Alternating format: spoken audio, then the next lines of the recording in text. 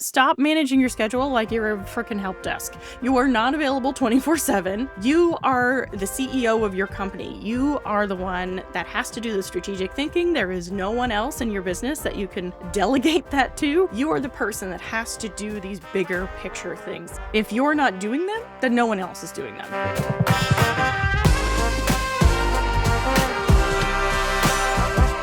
Welcome to What Was I Supposed to Be Doing? Time management, prioritization, and focus for when the whole business runs from your brain. I'm Lauren Glenn. I've been in the online business space for over a decade, and I've helped everyone from small business owners to Fortune 500 companies stop reacting to their business and start running it with purpose. These days, I work with service-based entrepreneurs who are booked out, overwhelmed, and tired of always feeling behind. Together, we create time management strategies that match your brain, your energy, and the business you're actually running, not the one hustle bros say you should have. Around here, you'll get honest takes, practical strategies, and maybe a little swearing, so you can finally follow through on the stuff that matters and stop stressing over everything else. Let's get into it. Did you start your day this morning by looking at your inbox? Or checking out Slack? Or reaching out to your team? Or even reaching out to your clients? If so, then you are starting your day working with other people's priorities and other people's ideas of what is urgent.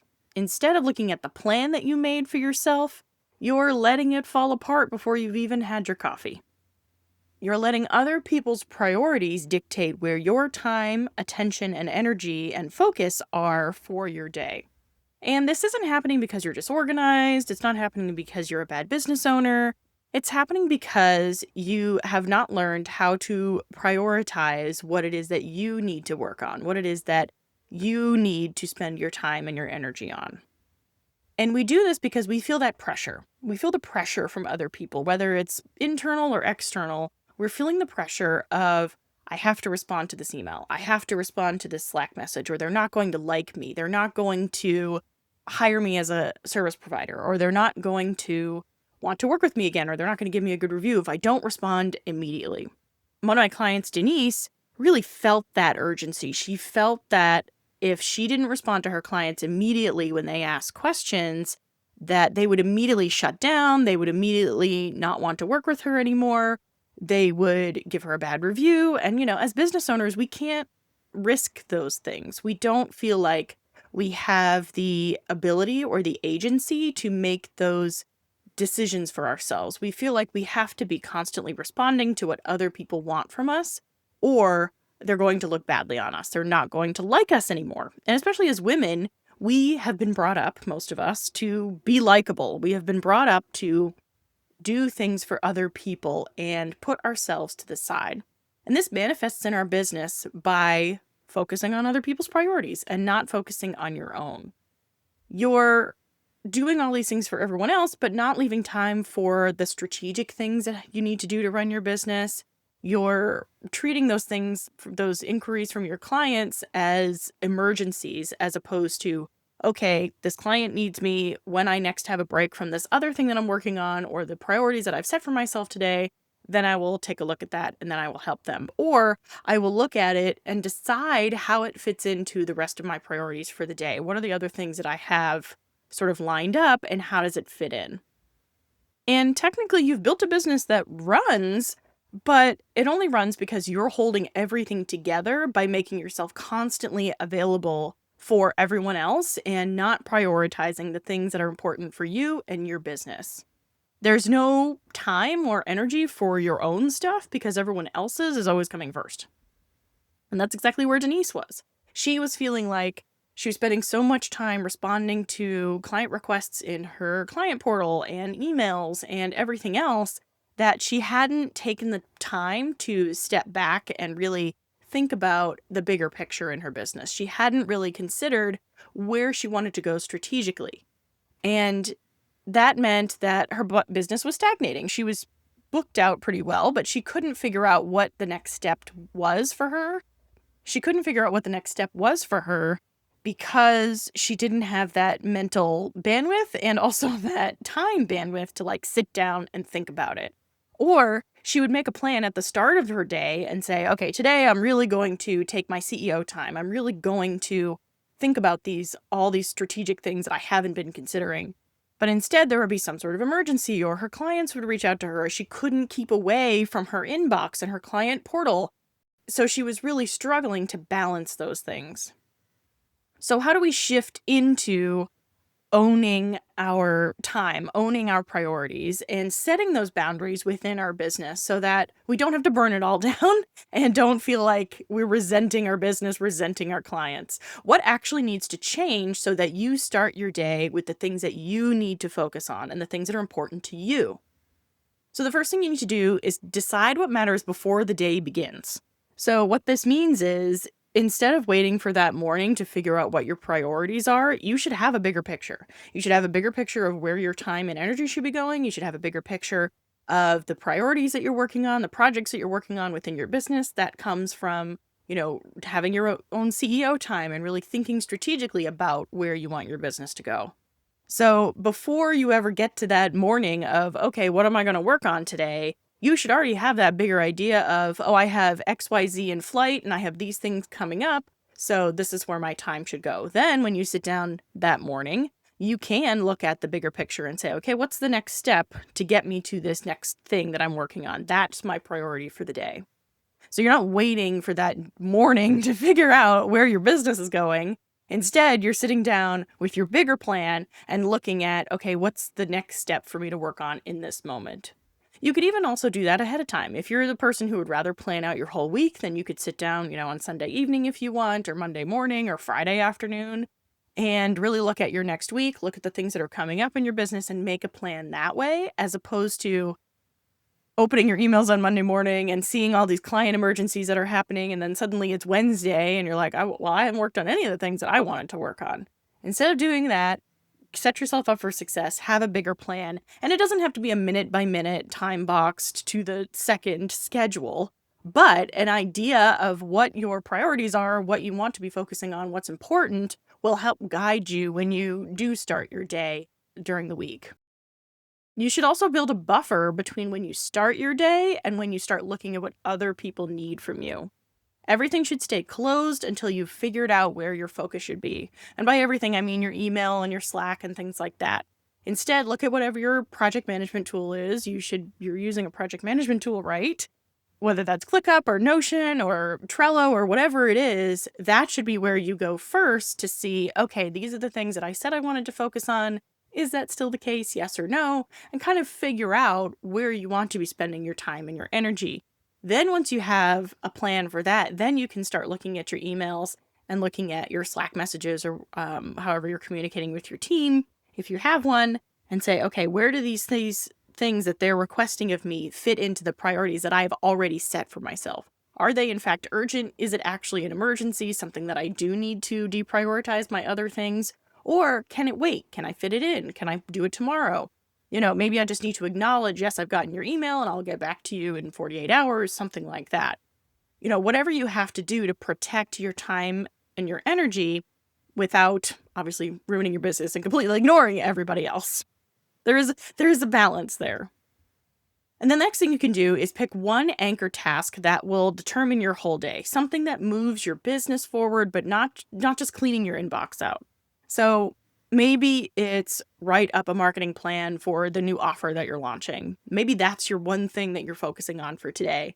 And maybe in between tasks for that, maybe when you need sort of a mental break and you need to switch, that's when you can go to those other smaller, lesser priority tasks, sort of filtered in throughout the day. But the one thing that you're focusing on is creating this marketing plan, and you have it ready to go. However, you need to keep your focus to do that one thing, whether it's doing the Pomodoro method or, time boxing or whatever the case may be, have that one thing at the forefront of your mind that you have to get done in that day. And don't add a million things to it. Don't say, I'm going to do the marketing plan. I'm going to start filling reels and I'm going to start writing Instagram captions.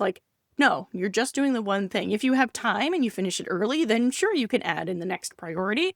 But don't give yourself that pressure and that mental load of adding in all of these things. Just focus on that one thing that you have to get done today.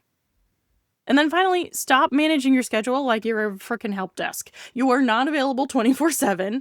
You are the CEO of your company. You are the one that has to do the strategic thinking. There is no one else in your business that you can delegate that to, because if so, why are you running a business? You are the person that has to do these bigger picture things, these big brain things.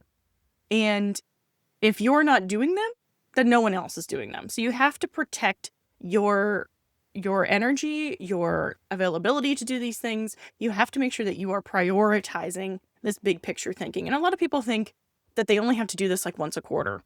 Oh, I'll sit down once a quarter and I'll set my goals for my business, and that's just what I'll work on all the time. But the reality is, as a CEO of a business, even if it's just a business of one, you still have to be thinking about these things pretty much all the time, because things are going to change. You're going to make decisions that affect other things that you wanted to do. You're going to learn new things. You're going to, the world may change, then you have to change course. So setting your priorities is not a set it and forget it kind of thing. This is not a rotisserie chicken. You're not just turning it on and walking away. You actually have to be continually nurturing them, continually adjusting them, continually planning them, so that they still reflect where you are and where you're going in your business. And if you're struggling to sit down and really focus on what it is that you want to be working on, if you still feel like you can't shut out the world and you lose concentration and your focus is getting hijacked all the time, then that's exactly what I help my clients with in my Bottleneck to Balance roadmap. We sit down for 90 minutes and we look at everything that you're spending your time on, what your priorities should be in your business, and where we can build a schedule that actually works for you, for your energy, for your business. We figure out what your priorities should be and how to get your time and energy focused on that. So if your calendar is full, but you don't really have a strategy behind it, then this is your next step. You book your roadmap today and we will figure it out together. You can book your session at laurenglenn.com/bottleneck. So I want you to think about, what's the story you're telling yourself about being always available? Is it that your clients expect fast replies? If you don't respond, you lose momentum. It's just easier to do it now, and then I'm not thinking about it. And I want you to realize that these are stories you're telling yourself. These are not facts. These are just things that you think will happen, but may not actually be true. I want you to really question that. Do your clients actually expect fast replies? Or would they understand if it took you a day or two to get back to them?